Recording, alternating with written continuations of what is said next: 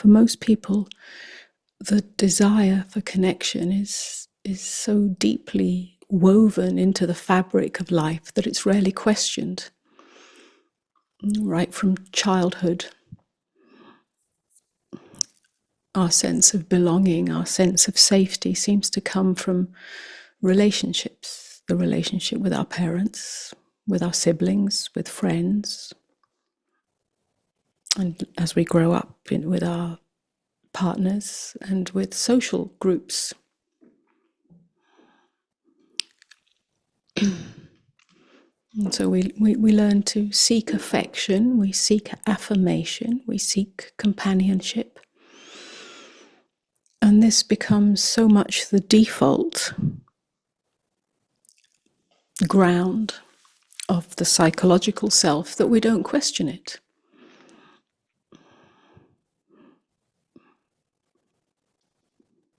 It's an unexamined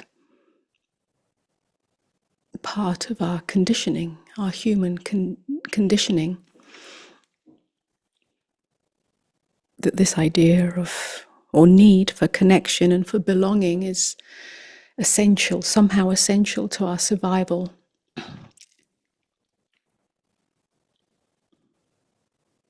And there are, in fact, psychological models that affirm this. So it's not to deny that it is a part of our human journey, as children especially, to have this ground of safety that comes from the relationships we have. And when that's not there, that can create some degree of trauma or dysfunction. However, when it remains unexamined, and the belief that it's essential to our survival, this leads over time to it becoming equated with our identity. So we come to believe that who we are is validated by those around us.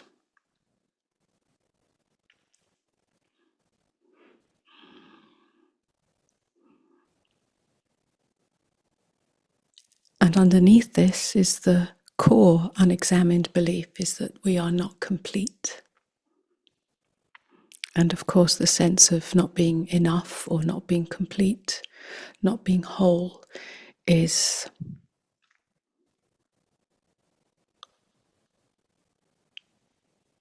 the foundation of the separate self.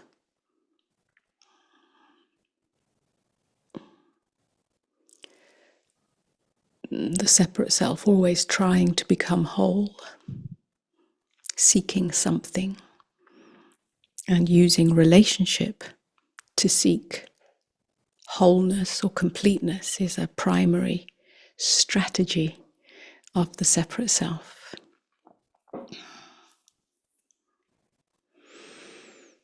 And so our behavior becomes shaped in order to fit in, to keep the peace, to be respected, or to be admired. And then we learn to hide parts of ourselves to avoid conflict or to avoid rejection.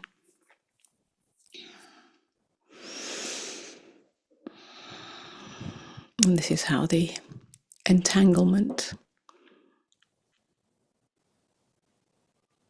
with social roles and family roles comes about. So that we cling to certain relationships long past they've served a healthy growth.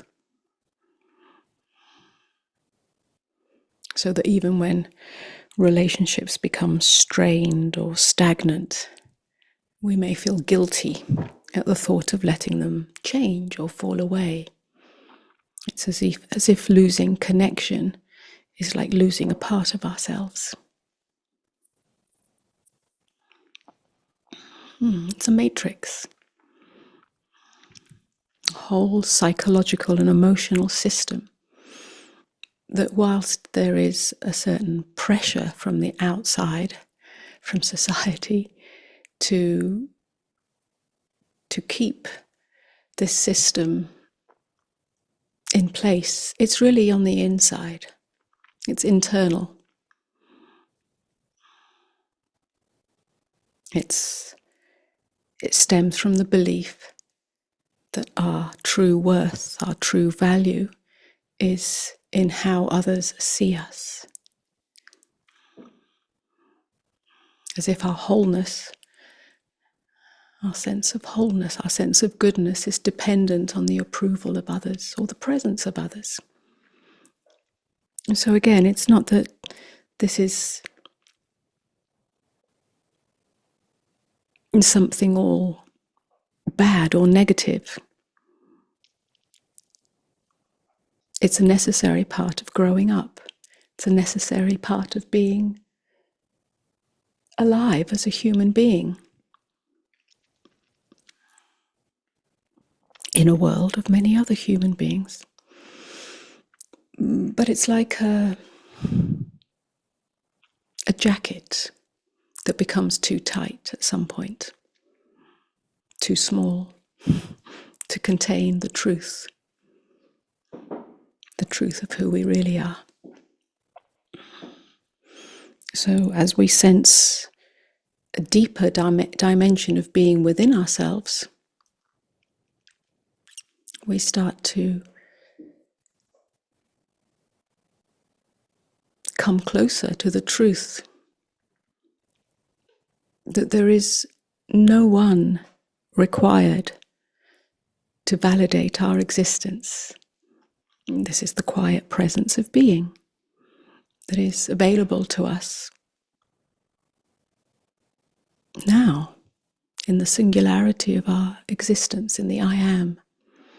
It's not defined by relationship, and it's not strengthened by praise, nor diminished by criticism. It's always here. It is simply the ground of our experience. Again, the I am. It's intrinsic to our nature. It doesn't require or come from connection with anyone.